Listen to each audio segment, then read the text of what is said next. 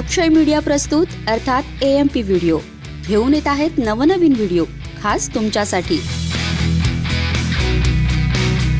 यात आपल्याला प्रेमकथा, कविता, यश, निवड आणि विविध घडामोडींचा मागोवा पाहायला मिळेल। मग वाट कसली बघताय? आत्ताच संतोष भवसार म्हणजेच AMP चॅनलला सबस्क्राइब करा।